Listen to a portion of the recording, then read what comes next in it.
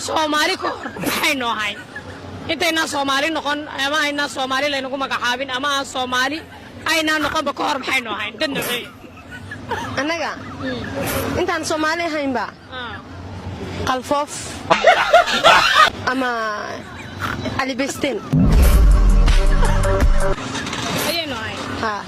qalfoof meena skeleton waxa bilaadan ma waxa wallahi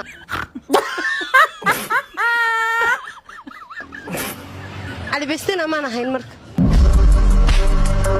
Bestin maxaa ka wadaa dadkan oo duurarka ku jirjiro faafaasho ay ama ahayn Soomaali ka hor magaca Soomaali ka hor intaan inoo bixin maxay noo hayn dad nocay dad nooceeba dad qaqaawan oo geedaha mara ka dhigtaan ahay oo duurka jooga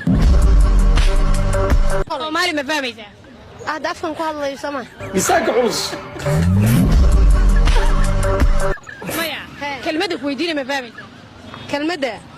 kelmadda soo af Soomaali un soo imaad weyti af Soomaali kuma weydiin Soomaali ba ku Soomaali ba weydis Soomaali kan qorayni ma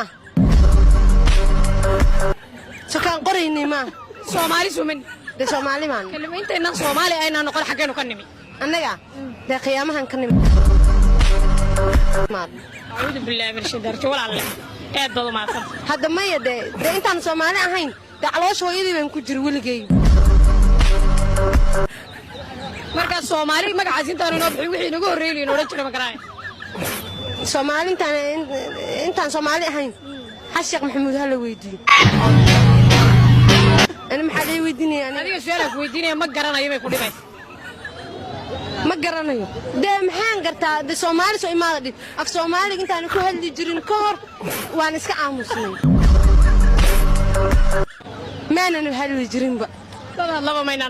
hadlaba maynan ahayn de dad Ali Bestin no meelaha joogjoogana waa ahayn kadib de nin baa noo yimido dharkii iyo af Soomaaliga bana baro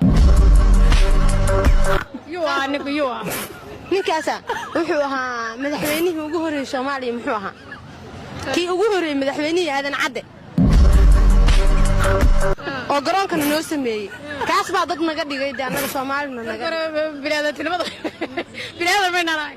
awalka hore bini'aadan ma ahayn anaga Ali Bestin baa ahayn duurkan ku jiro hadda inaan wali ilbax ahayn Soomaali arag